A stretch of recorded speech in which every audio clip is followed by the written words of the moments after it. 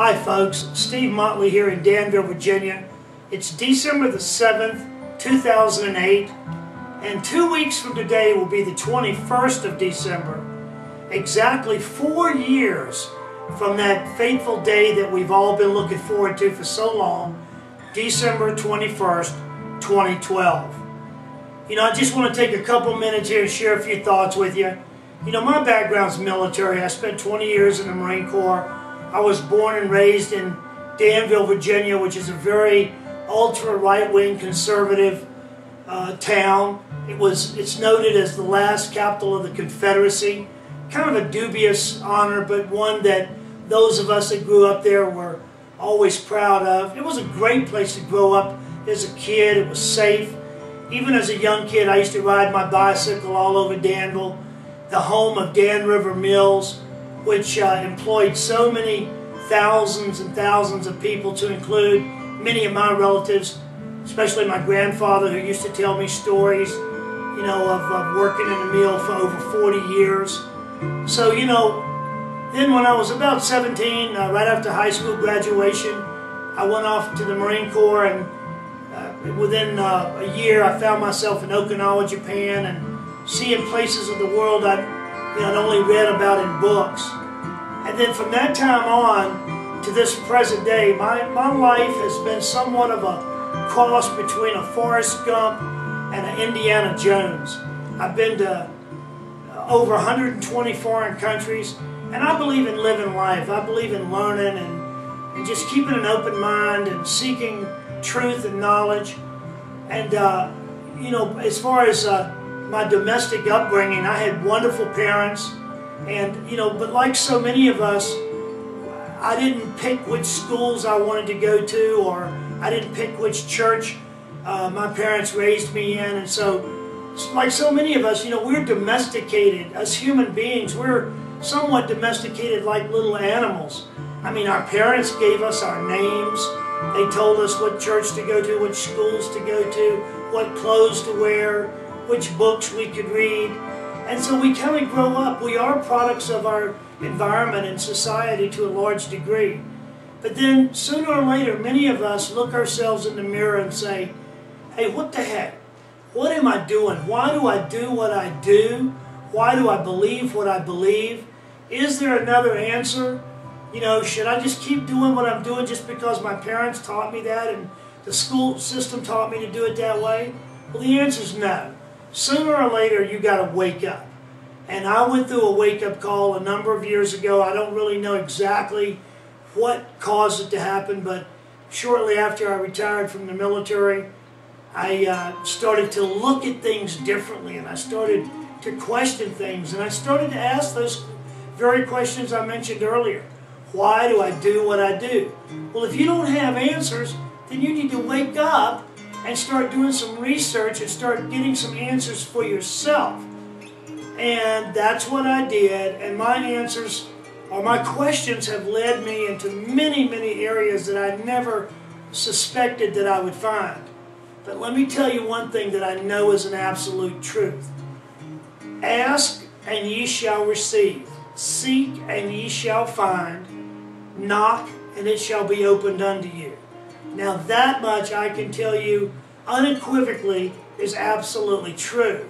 Because after about 40 plus years in a very strict, organized religion, I started to ask some very serious questions. And I started to find stuff on the internet about my particular religion that I didn't know heretofore. And that research led into more and more research, which finally got me to a point where I realized that the religion that I belonged to all my life was a fabricated, man-made religion. And then I said, okay, God, I've spent my life dedicated to this cult that I had no idea had brainwashed me so since birth. But let me now become a truth seeker. Let me go out and find the religion that I can give my life to and be devoted to. And guess what? It doesn't exist. Every religion on this planet is man-made. It's a diversionary tactic to keep you from finding the truth. And one of the truths that I found early on that has been with me over the years as I have found more and more pieces of the truth in places all over this planet, the one truth that has remained constant is 2012. December 21st, 2012, something amazing is going to happen. We don't know what. Nobody has all the answers, but we do know a few things. We know that Earth is going to cross galactic center, something that occurs about every 26,000 years. And we know that the Earth is going to go into a black hole. But other than that, we just don't know. But we do know that the Mayan civilization and Chichen Itza and Palenque and all of these other wonderful cities, the Mayans knew a lot more than we might imagine. Now, where did they get their information? There's all kind of theories. I personally think they got it from extraterrestrials. Yes, there are ETs among us. They've been here all along. And yes, UFOs are real. Okay, but it all goes back to 2012, and something amazing is going to happen. But one of the things that I'm convinced is happening is that there is an awakening taking place all over this planet. And hopefully somebody will watch this video and maybe some simple thing that I have said will trigger something in you and cause you to do what I did, and that is start to ask and start to search and start to look at some of these other, just investigate the 2012 scenario with the ending of the Mayan calendar. And that'll lead you into whole other areas of esoteric knowledge and understanding and mystery schools and forbidden and hidden knowledge and reincarnation. Oh yes, folks, you're here in this incarnation. You've been here many, many times before. Oh, you don't believe in that. You believe in the one life theory, that you're born and you're raised and you live and you die, and then you go before the judgment bar of God, and then you either go to heaven or you go to hell. No, folks, that's not the way it is. That's a figment of man's imagination. That's part of the religious dogma that has been embedded into your brain since time began to keep you off the true track.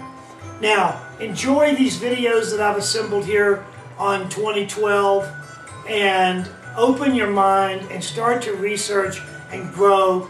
And here's the other thing. Master Jesus taught Peter, he said to him, Peter, when thou art converted, convert thy neighbor. Now you're on the road to becoming converted to the truth. And once you know the truth, yes, like Master Jesus also said, the truth will set you free. So enjoy these videos, and after you have gained enough knowledge, be willing to share that knowledge with other people. It's my prayer for you. Namaste. Peace be with you, my friends.